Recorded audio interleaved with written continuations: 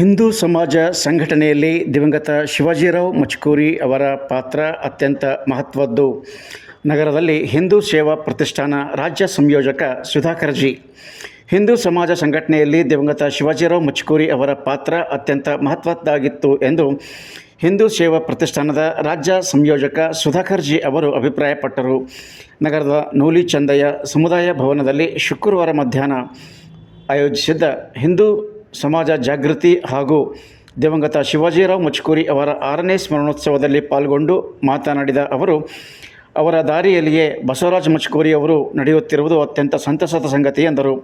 ಪ್ರತಿಷ್ಠಾನದ ತಾಲೂಕು ಸಂಯೋಜಕ ಚಂದ್ರಶೆಟ್ಟಿ, ಸೇವಾ ಮಿತ್ರ ಪೋಷಕ ವಿನಾಯಕರಾವ್ ಮಂಡ, ಸಮಿತಿಯ ಪಾಠಶಾಲಾ ಪ್ರಮುಖ ಬಸವರಾಜ ಮಚ್ಕೂರಿ, ಸಂಪನ್ಮೂಲ ವ್ಯಕ್ತಿ ವಿದ್ಯಾ ಮತ್ತು ಪ್ರಮುಖರಾದ ಗೋಪಾಲ್ ಬೆಳಕೇರ, ರವಿ ಬೆಳಕೇರ, ಗೋಪಾಲ್ ಐನಾಪುರ್, ಶ್ರೀಮಂತ್ ಅಲ್ಲೂರ್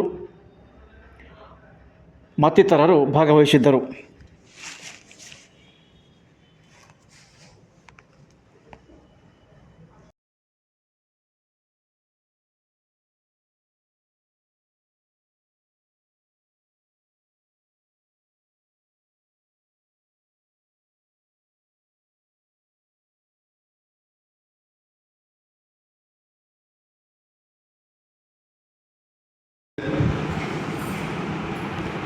ನಮ್ಮ ಮನೆಯ ಪಾಠ ಈಗ ನಾನು ಆಯ್ತು ಆಗ ನಮ್ಮ ವಿಭಾಗ ಪ್ರಚಾರಕರು ಸಿದ್ಧಾರೂಢ ಅವರಿಗೂ ಶಿವಾಜಿರಾವ್ ಮಚ್ಕೂರಿ ಅವರಿಗೆ ಬಹಳ ಸ್ನೇಹ. ಅದಕ್ಕೂ ಮೊದಲು ಇಲ್ಲಿ ದಾಮೋದರ ನಮ್ಮ ಸ್ವತಂತ್ರ ಸಿಂಧೆ ಇವರೆಲ್ಲ ತುಂಬ ಕೆಲಸ ಮಾಡಿದರು. ಆಗಿಂದ ಇಲ್ಲಿ ಒಂದು ಜಾಗೃತಿ ಕಾರ್ಯಕ್ರಮ ನಡೀತಾ ಇದೆ. ಶ್ರೀಯುತ ಶಿವಾಜಿರಾವ್ ಮಚ್ಕೂರಿ ಅವರಿಗೆ ಸಮಾಜ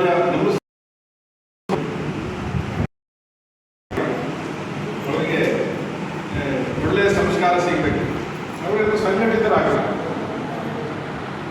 ಈ ಒಂದು ಇಚ್ಛೆ ಇಟ್ಟುಕೊಂಡು ಅವರು ಸದಾ ಸಕ್ರಿಯರಾಗಿದ್ದರು, ಬಹಳ ಸಕ್ರಿಯ. ಮನೆಗಳಿಗೆ ಸಂಪರ್ಕ ಹೊಂದಿರ್ತೀವಿ.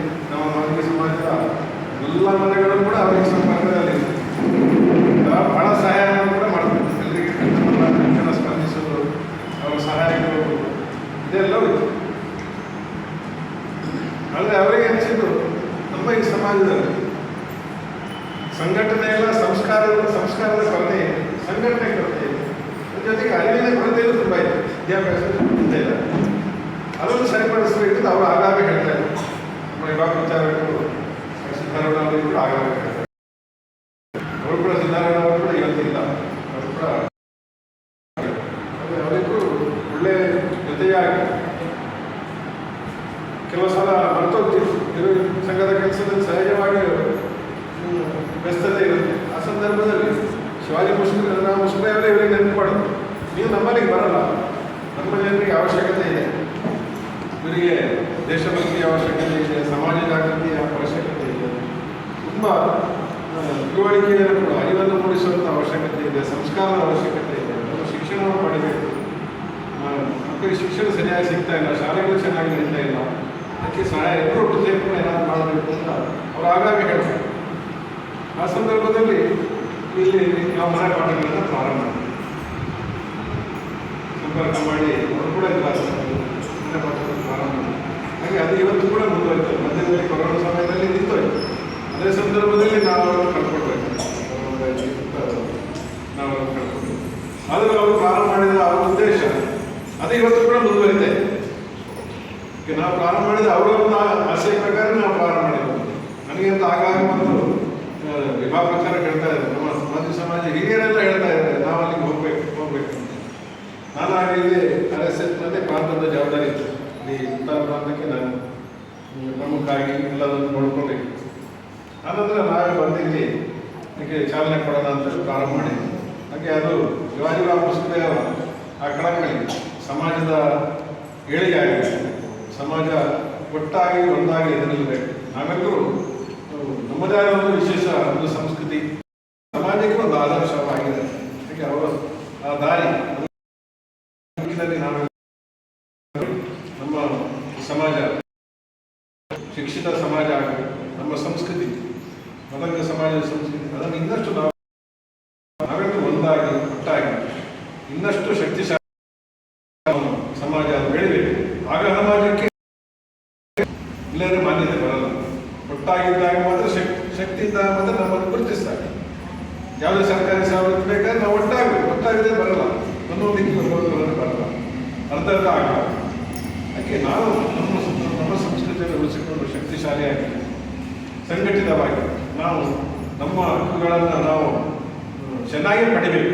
ಆ ದೃಷ್ಟಿ ನಾವೆಲ್ಲರೂ ಪ್ರಯತ್ನವನ್ನು ಮಾಡಬೇಕು. ಮುಸ್ಕರೆಯವರ ಆ ಒಂದು ಈಗಲೂ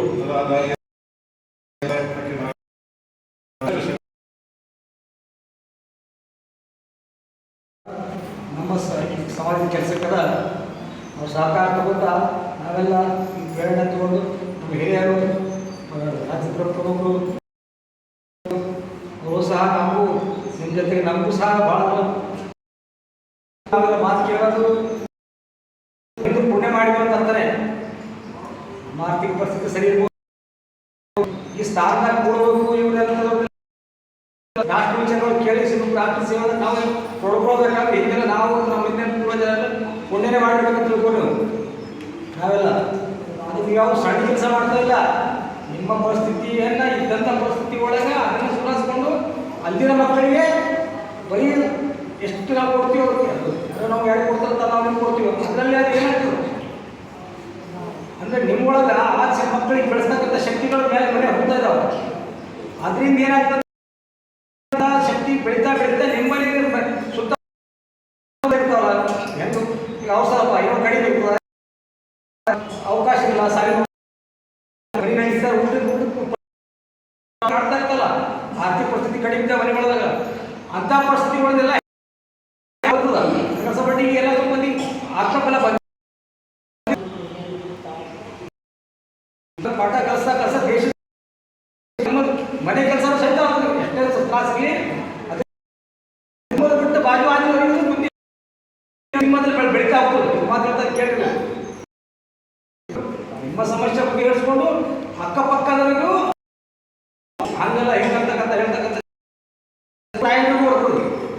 ಈ ದಾರಿಯಿಂದ.